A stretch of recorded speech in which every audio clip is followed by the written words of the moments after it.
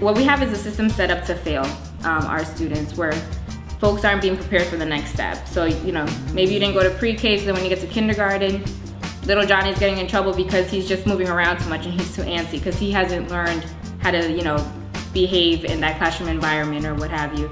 And then each grade doesn't prepare him for the next, so that he's behind from the very beginning.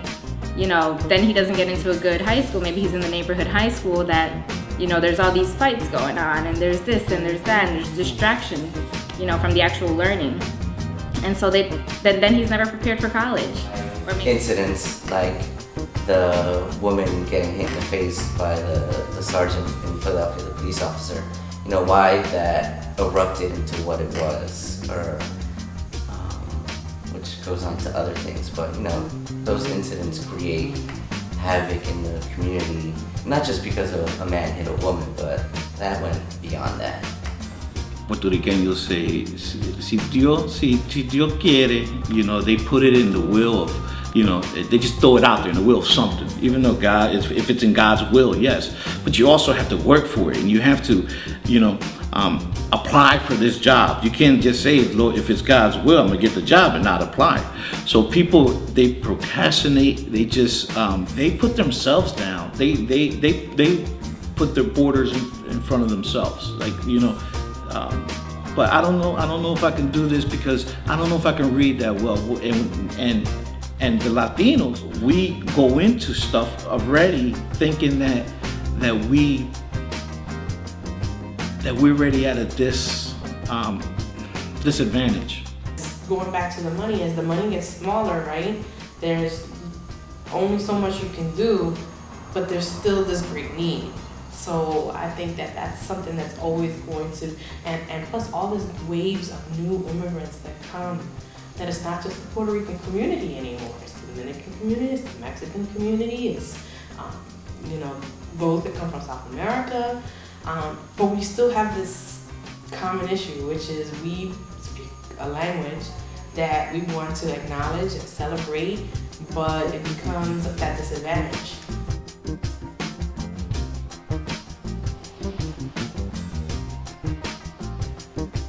I'm sitting at home and all of a sudden I'm hearing my next door neighbor's kids like cursing out their grandmother because their mom's not home, and I hear all kinds of bang, bang, bang and whatever. Am I calling the cops?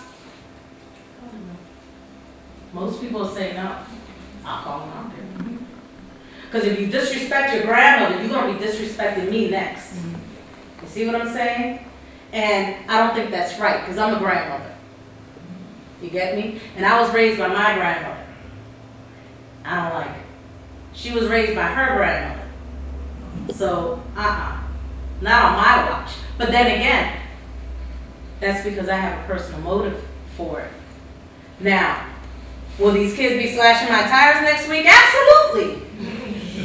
Absolutely. You know, I gotta live next door to you. You know, you're gonna be messing with my car, you're gonna be messing with my house, and whatever. Okay, but is that gonna stop me? Probably not. Probably because I'm a little cabecidura, I don't know. But, you know, sometimes you gotta be willing to take those hits. You gotta be willing to take those risks. And it's not easy. But is life easy? No. Leadership sure as hell isn't. I love working with youth. I love, you know, going out into the community and trying to advocate for them, because I feel like children really don't have too much of a voice. And so you kind of get what you get. You know, you're sitting in a school, you're sitting in a classroom, you have these teachers, you know, who sometimes are really, really good, and then you have other teachers who are sitting there, you know, they're just marking off the calendar to the next day that they're gonna, you know, retire and what have you and stuff.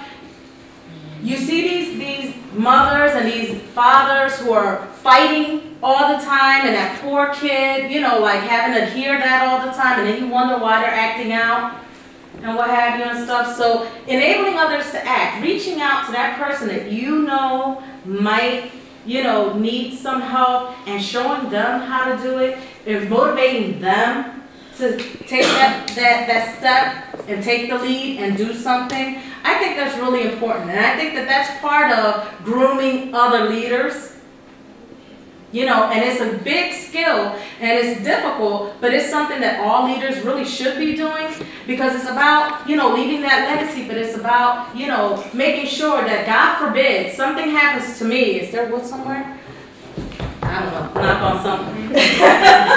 But if something were to happen to me and I wasn't there to be the matriarch of my family and take care of them, I hope that I've instilled enough in my kids that one of them can take over and do what needs to be done, or that maybe it's about strengthening others, you know, increase their self-determination. Let them lead in their communities. Let them lead in their organizations.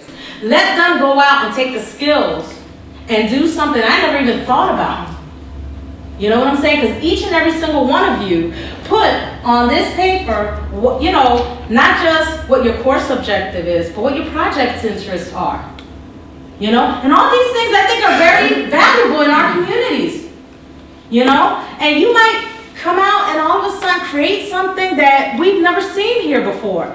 And I hope that not only do you do it here in Philly, but if you take it somewhere else, take it somewhere else. You know, we have graduates that are in South Korea right now who are teaching with technology. One of the girls from my class.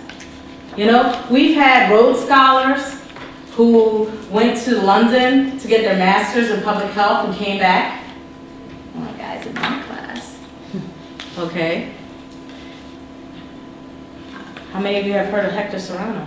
No. Okay. With his STEP program and, you know, his Grupo Fuego and Caliente, and how many dance groups and troops have come out of that? You get me? So, and I remember sitting on a rooftop in Vieques where he was saying, my dream is to start my own STEP program and to help youth. And I'm like, Hector, you're going to do this and we're going to give you the money to help you do it. That was back in, what, July of 2004. That's quite a few years ago. And you would think he's been doing this for like...